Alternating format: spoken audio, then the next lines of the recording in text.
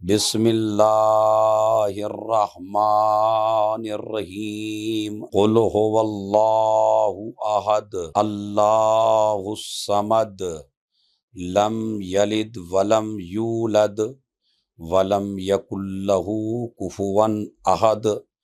وقال علی بن الحسین زین العابدین علیہما السلام وَأَمَّا حَقُّ اللَّهِ الْأَكْبَرُ فَإِنَّكَ تَعْبُدُهُ لَا تُشْرِكُ بِهِ شَيْئًا۔ مستقل موضوع گفتگو رسالۃ الحقوق اور امام سجاد، اور تقریباً 52 یا 55 حقوق امام نے بیان فرمائے، لیکن جو سب سے پہلا حق امام نے بیان فرمایا وہ اللہ کا حق ہے، وہ معبود کا حق ہے، وہ پروردگار کا حق ہے۔ اور ابھی ہم ایک ہی حق پہ بات کر رہے ہیں، ابھی باقی حقوق باقی ہیں۔ انشاءاللہ مستقل یہ موضوع کنٹینیو چلتا رہے گا، اور اسی طرح آپ کی خدمت میں یہ رسالۃ الحقوق پیش کیا جاتا رہے گا۔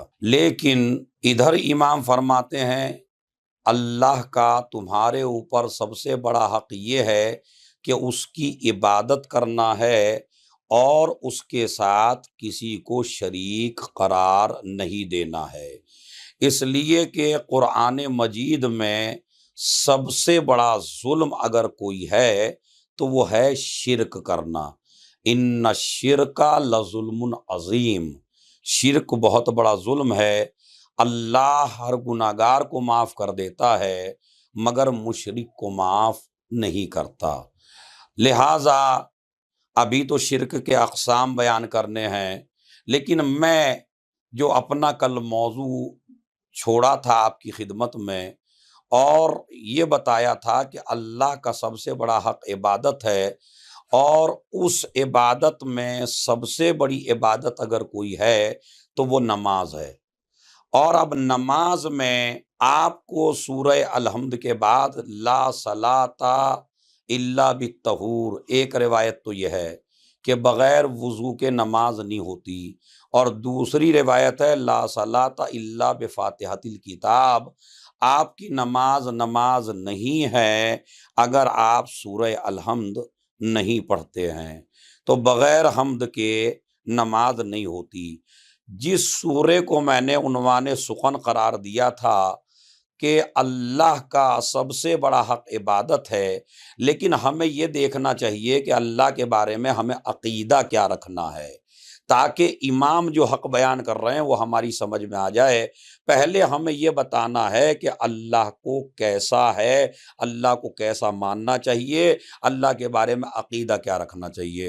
اور اسی لیے اللہ نے کہ تاکہ وہ اپنے صفات بتائے، اپنی عظمت بتائے، اور وہ کیسا ہے، وہ کیا ہے، اس لیے اللہ نے اپنے قرآن میں، اپنے کلام میں سورہ توحید کو نازل کیا کہ میرے بارے میں یہ عقیدہ رکھو جو میں سورہ توحید میں بیان کر رہا ہوں۔ قل هو اللہ احد، اللہ ایک ہے اور اکیلا ہے۔ اللہ الصمد، اللہ بے نیاز ہے، وہ کسی کا محتاج نہیں ہے، پوری دنیا اس کی محتاج ہے۔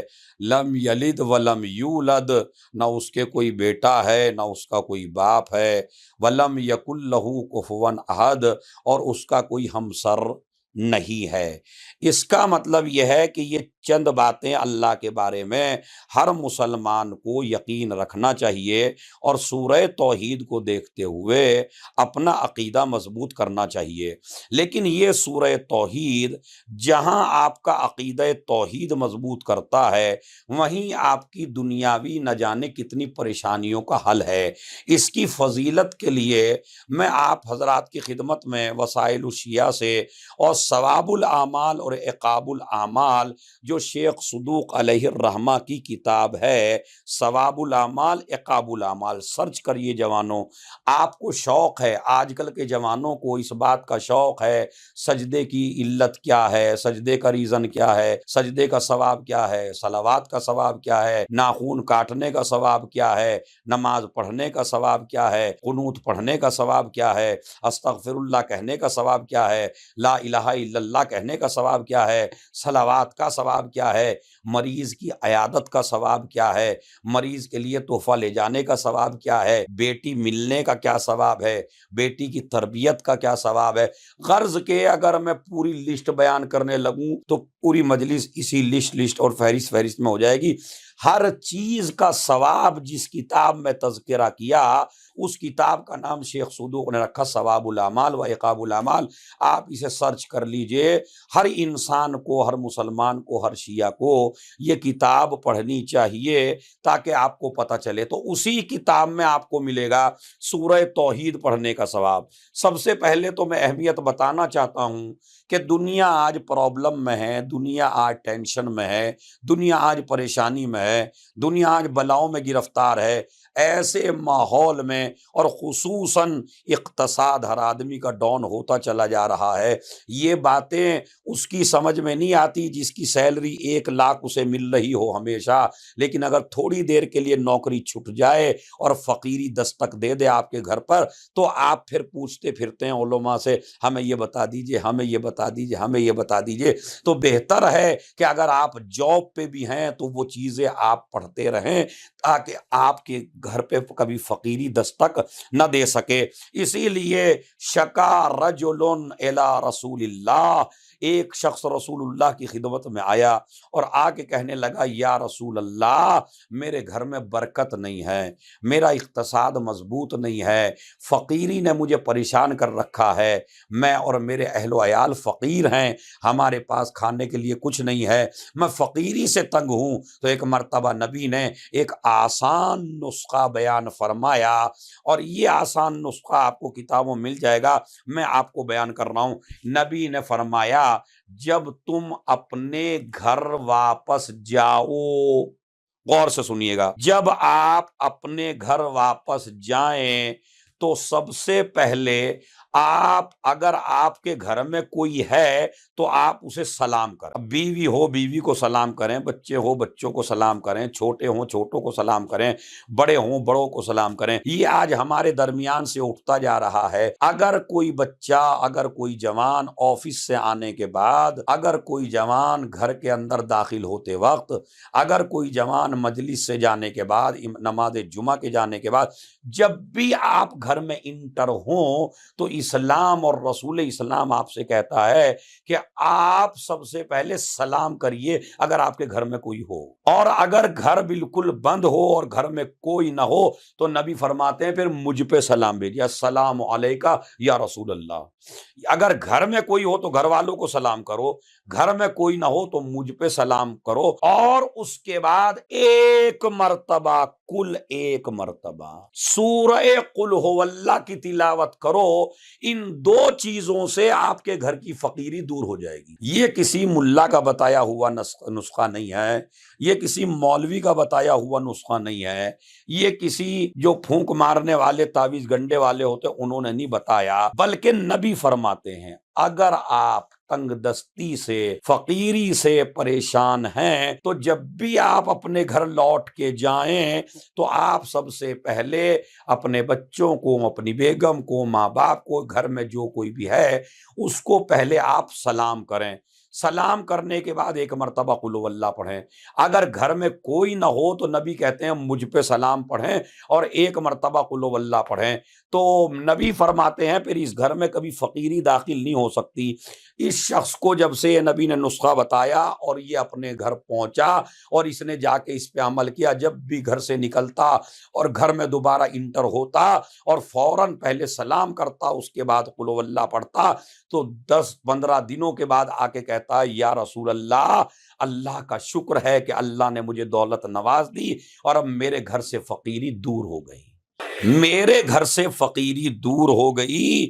کیوں دور ہو گئی؟ اس لیے کہ نبی نے فرمایا۔ اچھا، یہ سلام کرنا گھروں پہ آ کے، آپ حدیث قصہ سے آپ نے کیا میسج لیا ہے؟ ہم حدیث قصہ پڑھتے ضرور ہیں لیکن حدیث قصہ پہ غور نہیں کرتے، حدیث قصہ پہ فکر نہیں کرتے، حدیث قصہ کا توجہ سے مطالعہ نہیں کرتے۔ اس میں کیا ہے؟ حسن آئے تو سلام، حسین آئے تو سلام، رسول آئے تو سلام، علی آئے تو سلام۔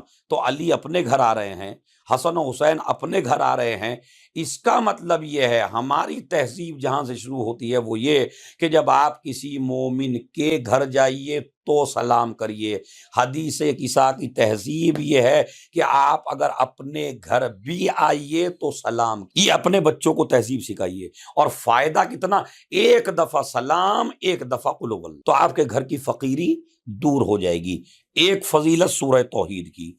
دوسری فضیلت جو کسی سورے میں آپ کو ملنے والی نہیں ہے وہ ہے کہ ممزا قال ابو عبداللہ جعفر الصادق علیہما السلام، میرا مولا چھٹا امام صادق آل محمد ارشاد فرماتے ہیں کہ جو انسان ایک دن گزر جائے جس انسان کو، اور وہ ایک دن میں پانچوں نمازیں پڑھے، مغرب بھی پڑھے، عشاء بھی پڑھے، ظہر بھی پڑھے، عصر بھی پڑھے، صبح کی نماز بھی پڑھے، لیکن لم یقرأ فیہا قل هو اللہ احد، لیکن ان پانچوں نمازوں میں سے کسی بھی نماز میں قل هو اللہ نہ پڑھے۔ دیکھیں غور فرمائیں، پانچوں نمازیں پڑھی ہیں، صبح کی بھی پڑھی ہے، مغرب کی بھی پڑھی ہے، عشاء کی بھی پڑھی ہے، ظہر کی بھی پڑھی ہے، عصر کی پڑھی ہے۔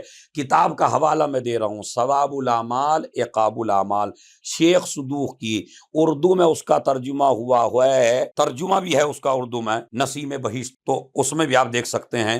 لیکن آپ یہ ثواب الاعمال عقاب الاعمال موجود ہے انٹرنیٹ کے اوپر، اس میں ہے ممزا یوم واحد، جس کو ایک دن گزر جائے، وصلی فیہ الصلوات الخمس، اور پانچوں نمازیں پڑھے، ولم یقرأ فیہا قل هو اللہ احد، اور اس میں کسی بھی نماز میں قل هو اللہ نہ پڑھے، تو کہتے ہیں آواز قدرت آتی ہے لست من المصلین، تو نے آج نماز ہی نہیں پڑھی۔